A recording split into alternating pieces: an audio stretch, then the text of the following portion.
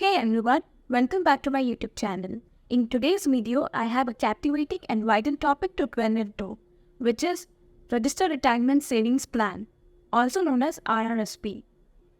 Whether you're just starting your career or planning for your retirement, RRSP can play a significant role in securing your financial future. So grab a pen and paper because I have a lot of valuable information to cover.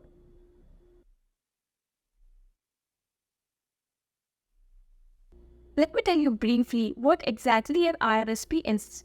An RRSP is a government-approved investment account that offers tax advantages to Canadians, encouraging them to save for retirement. When you contribute to your RRSP, the money is invested, and any income generated within the account is tax-sheltered until withdrawal.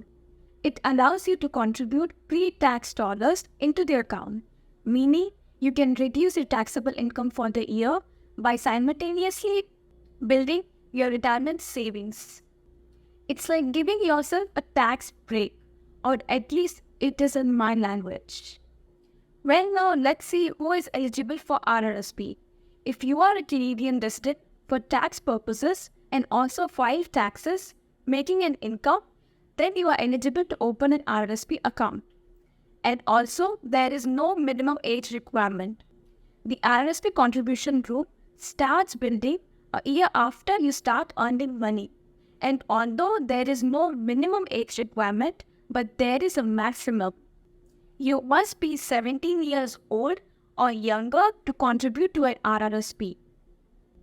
The contribution limit for RRSP is based on your income and is set to 80% of your previous year's earned income, up to the maximum specified amount. For 2023, the maximum RRSP contribution limit is $30,780. An unused contribution rule can be carried forward to future years, so you don't have to claim the tax reduction right away. If you are on a low income and expecting an increase in your salary in upcoming years, then carry forward the amount to deduct in the upcoming years. You will receive a far more tax refund than what you will receive this year. If you are unaware of your contribution rule, you can check your notice of assessment. The total available room is unused room from the last year plus the new room that you have earned this year. It is crucial to keep a track on your contribution to avoid any penalties or missing out on potential tax benefits. If you exceed the limit, the first $2,000 above the limit will not be penalized, and after that, you will be charged 1% fee every month for the excess amount and a 12% annual fee. It does sound like a lot of information, so let me simplify using an example. Let's say John and Jin have an earned income of $100,000 and $200,000 for 2022. 18% of $100,000 is $18,000. And so for John, the RRSP contribution rule for 2023 will be $18,000. And though the 80% of $200,000 is $36,000, Jin will only get the contribution rule of $30,780 since it will be limited to the maximum amount. And before we go any further, let me explain you what is considered as earned income. An earned income consists of various sources, including pre-tax employment income, net business income, net rental income, and disability income. The investment amount is not considered as earned income, and hence it is not included in your salary. Let's say your salary is $50,000 and you have a business with income of $40,000 and your expenses are $5,000. So your net business income is $40,000 minus your expenses, which accounts to $35,000. And you also have a rental property of $10,000. Adding them together makes $95,000, and 80% of $95,000 is $17,100, which is your RRSP rule. Additionally, it is important to note that the RRSP contribution deadline is typically the first 60 days of the following calendar year. For example, if you want to contribute for 2023 tax year, then you have until March 1st of 2024 to do so. If your employer matches the RRSP or pension plan matching program, then your employee contribution also reduces your RRSP rule. Let's say John puts $5,000 towards his pension plan, and his employer matches his contribution and also adds $5,000. Hence, in this scenario, John's RRSP contribution rule will be decreased by $10,000, although he himself just adds $5,000. One of the golden rules of the RRSP is to start early.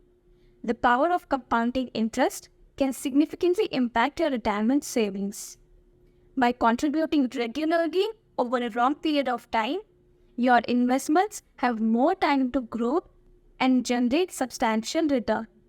It is never too early to start investing in your future. There will be another video dedicated to RRSP withdrawals and the other investment options, so stay tuned for that upcoming content. One of the primary advantages of contributing to your RRSP is its potential for tax-deferred growth.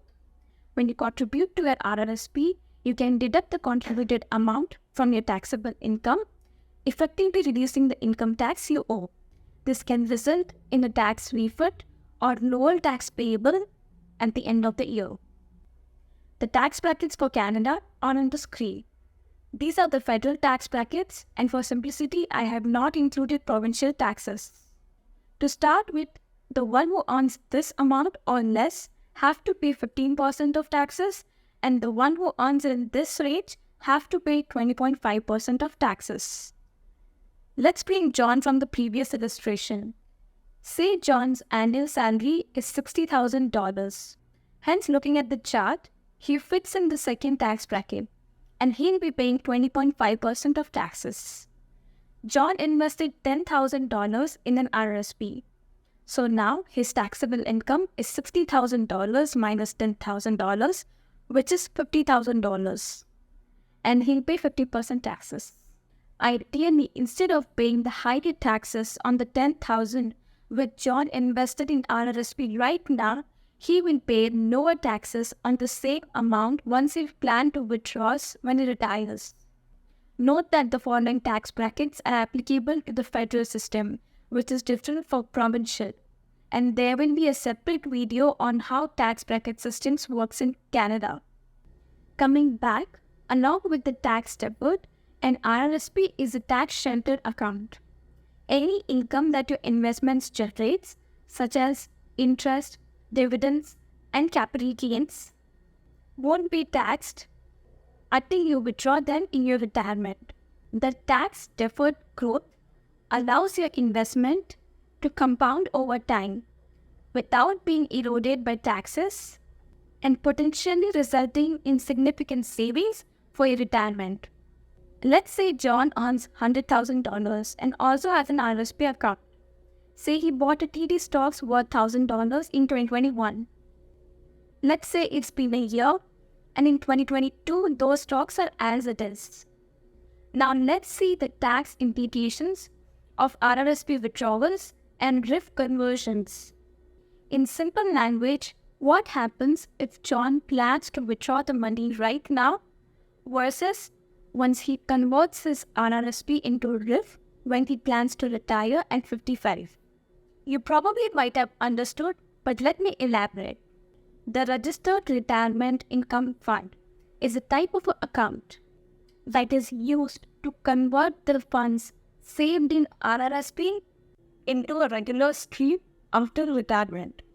Once the RRSP is converted into the RIF, the funds are no longer tax sheltered. Instead, you are subject to withdraw the minimum amount from the RIF each year, and these withdrawals are subject to taxation as a regular income. Coming back to our illustration, let's say John's annual income remains the same as $100,000 and he plans to withdraw $1,000 from his RRSP. In this scenario, his total earned income for the year will be $101,000. and he will be taxed based on those $101,000 and will end up paying 20.5% taxes. Now let's fast forward to when John reaches the age of 55 and start converting the portion of his RRSP into RIF.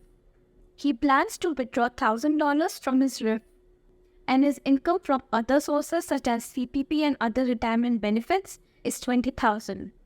Hence, its total earned income for the year is $21,000. Hence, he will be subject to a lower tax rate of 15% based on his $21,000 income. Here's a pro tip. Regularly reviewing your RRSP investments is crucial to ensure that they align with your changing financial situation and risk tolerance. As you approach retirement, it might be wise to gradually move your investment towards more conservative options, such as fixed income securities to preserve capital. Consulting with financial advisor can provide you with valuable guidance with optimizing your RRSP portfolio.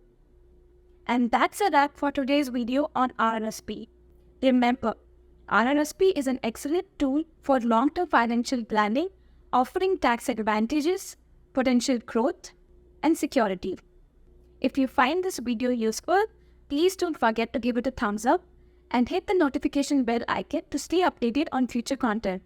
Thank you for watching, and as always, take control of your financial future, and I'll see you next time.